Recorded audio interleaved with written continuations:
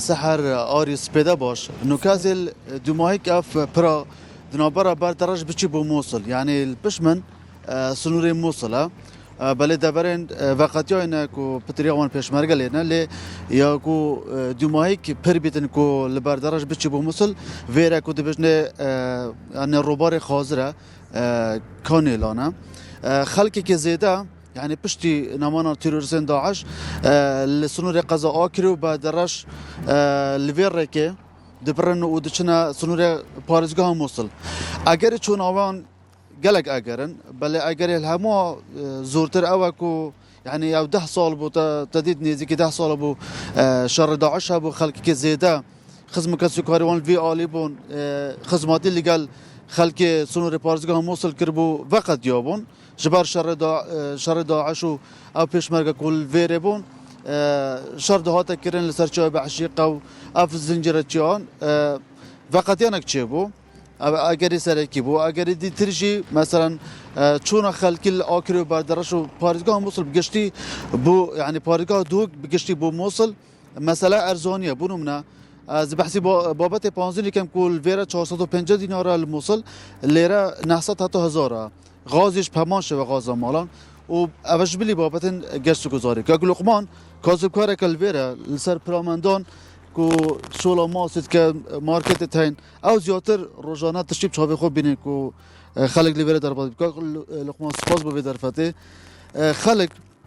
من هندک بحث کرد بس تو ده تفاصیل ما بحث کی بوچی البرد الراش لآکره ویره که دور برن چنا موصل خيراتي لو قناتك تنسرسري مسرچام بقرآن دكاني دكينو الساعة 6 صباني حتى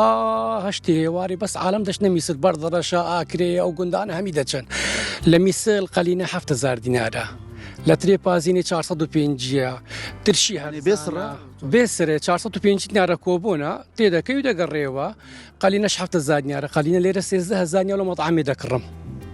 وسيترش هناك درباز سيتري حشدي بس ودك دي قلينا درباز بيت تدا قيدوني حسام والقرتيا حسينا فتي والقرتيا لمثل بين موا قلت داز ما دو حساب بيت نابي قلت مرا ما بيش براينا قلت نابي دبيت الا دو حساب بيت وانا كدرباز بيت لقمان بجلي اف ارزونيا كل موصل هاي خلقك هاي ابو قشت گزاره بتشتم مثلا ديتنا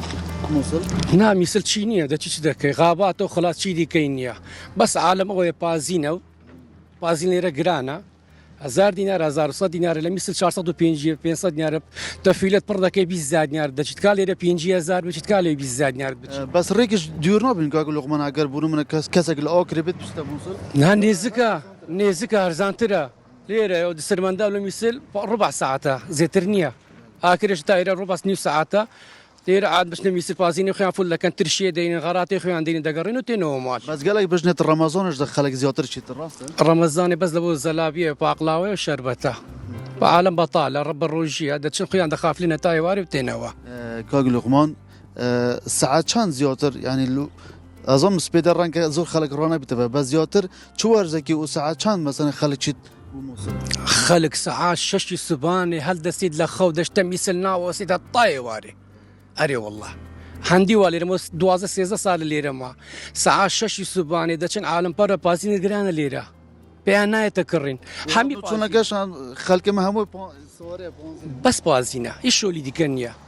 شو معاملات نيو بازينا تدا كانوا قالين خيان دينو تينوا بس بونغوش معيشتك بوشنك وخلق ليره بيته بجد فايده له مال الدكاني عالم تين الدكاني شارع بطال يتكسنا الدكاني عالم فقير بدا عالم شبكان كاغلو منظور سپاس بو بدر فتي ممنون صاحبي بله آری سحر اوات تدیتی کو منو میوانه خو بحثی هنده کرد کو خلق چوال سنور پارزگاه دو که بگشتی و آکره و بردرش دچن موصل هم گشت و گذار هم دیتنا موصل پشت شر داعش کو نکا آفاتانیا که مزن دست بکیره هم شی مسئله کو غاز و بانزین هن کل سنور پارزگاه موصل 450 و غاز بشه 6 7 هزار بس اللي فيرا جرانترا آری سحر تو لرقاو تمام لايف اب كم وايد البرين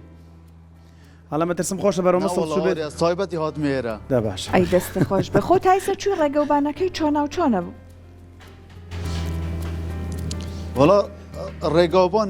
یا البەردەڕەش کووت بچی بۆ سنووری پارێزگاها مووسڵ ڕێگاوبان gelekî xirabe projek hebû ku bîte du sayît bes heşta projek hal ser natekirin çûkî divêt hemahangî û tihansê xebî di navbera hikûmeta Iraq û hikûmeta Herêmê bi hûndê ku ev du sayîdê hebîtin ji ber ku qelebalixeka zêde ketiye ser yanî ku tu berdereş derk bikevî ek sayîdê heta ku tu nêzîkî Mosul her çanda avadaneka mezin li Mosul dest pê kiriye lê ev rêka ku bîte du sayît هێشتا yani min gote de divêt hemahangî di navbera her du hikûmeta hebîtin bi hûndê ku hel ku tu li akê derbikevî heta ku gehênava Mosul da hemî bîte du sayîd û ev